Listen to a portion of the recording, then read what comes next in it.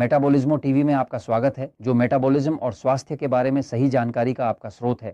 तंत्रिका तंत्र मेटाबॉलिज्म को नियंत्रित करता है। मैं फ्रैंक सुआरेज हूं, मोटापे और मेटाबॉलिज्म का विशेषज्ञ, और आज मैं आपको एक ऐसा विषय लाना चाहता हूं जिसके बारे में मैंने पहले भी बात की है, जिसे मैंने विस्तार से बताया है, लेकिन अब मैं चाहता हूं कि हम इसे ऊपर से देखें। और यह है कि वास्तव में आप शरीर के मेटाबॉलिज्म को नियंत्रित नहीं कर सकते, जो सारी ऊर्जा उत्पन्न करता है, अगर आप पहले तंत्रिका तंत्र को नियंत्रित नहीं करते। कुछ साल पहले मैंने जो खोज की थी वह इस किताब डायबिटीज़ बिना समस्याओं के, इस किताब मेटाबॉलिज्म की शक्ति, माफ़ कीजिए, इसका नाम है हम सब समान नहीं हैं, उस अध्याय का नाम है हम सब समान नहीं हैं। उस अध्याय में मैं समझा रहा हूं कि शरीर का तंत्रिका तंत्र दो भागों में विभाजित है, पैरासिम्पैथेटिक और सिम्पैथेटिक। हम सभी समान नहीं हैं क्योंकि हम सभी की विरासत अलग अलग है। हम में से कुछ का तंत्रिका तंत्र अधिक पैरासिम्पैथेटिक है, जिसे हम अपनी किताब में निष्क्रिय तंत्रिका तंत्र कहते हैं, और अन्य का तंत्रिका तंत्र सिम्पैथेटिक है, जिसे हम अपनी किताब में उत्तेजित तंत्रिका तंत्र कहते हैं। उदाहरण के लिए, मैं फ्रैंक सुआरेज का तंत्रिका तंत्र निष्क्रिय है, जॉर्ज जो यहाँ है, नमस्ते जॉर्ज, उसका तंत्रिका तंत्र उत्तेजित है। ठीक है, क्या आप देख रहे हैं? उत्तेजित, इसका मतलब है कि आप शांत नहीं रह सकते। वैसे यह उत्तेजित है, इसका बिल्कुल भी मेरे मेक्सिको के दोस्तों के लिए इसका यौनता से कोई लेना देना नहीं है। हम सख्ती से बात कर रहे हैं, अपने दिमाग को साफ करें। हम सख्ती से तंत्रिका तंत्र के बारे में बात कर रहे हैं। निष्क्रिय तंत्रिका तंत्र, जिसे हम चिकित्सा में पैरासिम्पैथेटिक कहते हैं, उत्तेजित तंत्रिका तंत्र, जिसे चिकित्सा में सिम्पैथेटिक कहा जाता है। मैंने उन्हें पुनः नामित करने का निर्णय लिया, उन्हें निष्क्रिय और उत्तेजित के रूप में पुनः नामकरण किया, क्योंकि मुझे चिकित्सा शब्द पसंद नहीं है। मुझे ऐसे शब्द पसंद हैं जैसे हम प्योर्टो रिको में कहते हैं सरल, यहाँ हम प्योर्टो रिको में कहते हैं अरोजा हबिचुएलास, जो कि चावल और बीन्स होते हैं, या जैसे मेक्सिको में कहते हैं पेरास और मंजानास, यानी चीजें समझाई जाती हैं लेकिन बहुत सरलता से, ताकि उन्हें समझा जा सके। तो इस पुस्तक मेटाबॉलिज्म की शक्ति में और डायबिटीज बिना समस्याओं के पुस्तक में मैं ये बता रहा हूं कि उदाहरण के लिए एक डायबिटिक अपनी डायबिटीज को नियंत्रित नहीं कर सकता। वह कभी भी इसे नियंत्रित नहीं कर पाएगा यदि वह यह ध्यान में नहीं रखता कि उसके शरीर का तंत्रिका तंत्र किस प्रकार का है।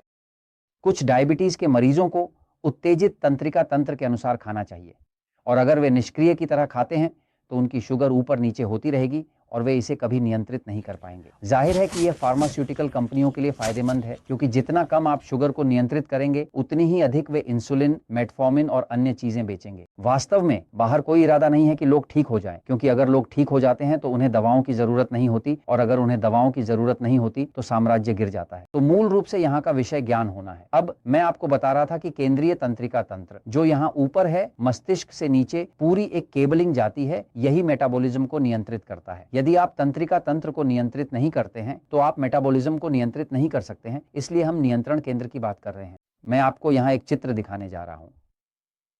यहाँ आपके पास एक चित्र है कि हमारे शरीर का तंत्रिका तंत्र कैसा दिखता है। अगर आप ध्यान दें तो यह मस्तिष्क से निकलता है, और यह एक केबलिंग ज़्वाइटाउज़ेनिन की तरह निकलता है, और यह केबलिंग एक विद्युत केबलिंग है, क्योंकि ये नसें हैं। नसें एक विद्युत संचरण प्रणाली हैं। अगर आप मुझ पर विश्वास नहीं करते कि नसें एक विद्युत संचरण प्रणाली हैं, तो खुद को एक झटका दें और आप देखेंगे कि आपको कितना बड़ा झटका लगेगा। इसमें कोई गलती नहीं है, समझे?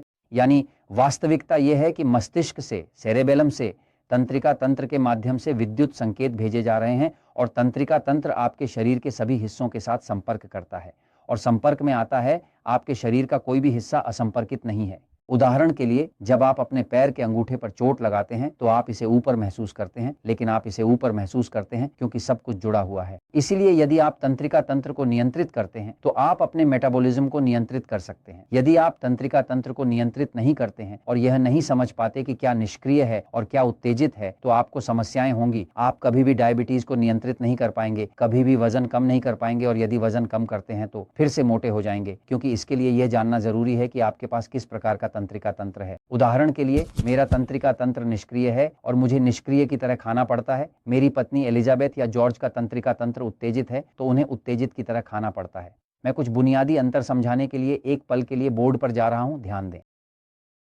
तंत्रिका तंत्र को हम दो भागों में विभाजित कर सकते हैं, यहां निष्क्रिय और यहां उत्तेजित। ये दो अलग अलग भाग हैं। हम सभी मनुष्यों में ये दोनों होते हैं। इसका व्यक्तित्व से कोई लेना देना नहीं है। मतलब ये मत सोचिए कि क्योंकि कोई व्यक्ति जैसे जॉर्ज हमेशा हिलता डुलता रहता है वह उत्तेजित है। ये कारण नहीं है, क्योंकि कुछ लोग निष्क्रिय तंत्रिका तंत्र के होते हैं और फिर भी हमेशा बहुत हिलते डुलते रहते हैं। यह व्यक्ति की व्यक्तित्व से संबंधित है। हम शरीर के बारे में बात कर रहे हैं, हम आत्मा या व्यक्ति के बारे में बात नहीं कर रहे हैं। शरीर का कोई व्यक्तित्व नहीं होता, शरीर की कोई राय नहीं होती, शरीर का कोई रवैया नहीं होता। व्यक्तित्व, राय और रवैया आपके होते हैं। इसलिए हम यहाँ उस शरीर की बात कर रहे हैं जो आपसे अलग है। तो अब इन अंतर को देखते हुए, उदाहरण के लिए यदि आपके पास एक निष्क्रिय तंत्रिका तंत्र है तो आपका शरीर बहुत अधिक कैल्शियम की आवश्यकता महसूस करेगा। यानी एक निष्क्रिय शरीर को अधिक कैल्शियम युक्त खाद्य पदार्थों की आवश्यकता होती है, जैसे मांस, पनीर, अंडा आदि, और वह इन्हें अच्छी तरह से संभालता है। अब एक उत्तेजित तंत्रिका तंत्र एक ऐसा शरीर है जिसे बहुत अधिक मैग्नीशियम की आवश्यकता होती है। वहीं से अंतर शुरू होते हैं। वास्तव में जिन लोगों को उच्च रक्तचाप की सबसे अधिक समस्याएं होती हैं, वे उत्तेजित तंत्रिका तंत्र वाले होते हैं, न कि निष्क्रिय वाले। हम निष्क्रिय लोग निम्न रक्तचाप से पीड़ित होते हैं, यह उल्टा है। निष्क्रिय तंत्रिका तंत्र एक ऐसा तंत्र है जिसे लाल मांस बहुत अच्छा लगता है। लाल मांस और इन्हें सफेद मांस की आवश्यकता होती है, वे इसे अच्छी तरह से पचा नहीं पाते हैं।